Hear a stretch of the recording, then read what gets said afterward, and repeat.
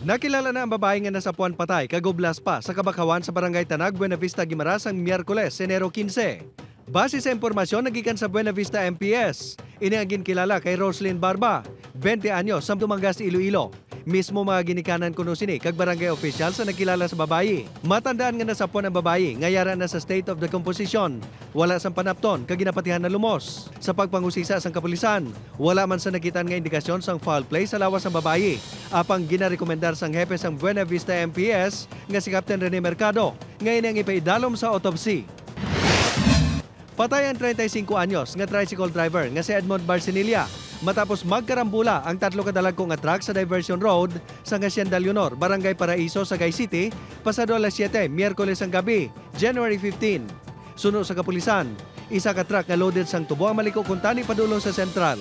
Ginpahayag nga nagpunduman ang nagasunod nga isa ka wing van samtang nagapaliko ang truck. Isa pa ka trailer truck ang ginapahayag nagasunod sa duha ka mga truck nga badasig ang pagpadalagan. Bangod dulhugon, ginpahayag sang driver sang trailer truck nga naalang-alang ini sa pagpreno. Rason nga nabungguan ang duha ka dalagko nga mga truck kag natsyempohan nga natumba sa tricycle. Nadugayan sa pag-rescue ang CDRRMO sa Sagay, bangod na pilpilan pa sang tubo ang driver. Pilason man ang sagay sang tricycle kag ang mga driver sang duha ka mga truck. Wala pa sang desisyon ang pamilya sang biktima kung magapasaka sang kaso batok sa nakabunggo nga driver.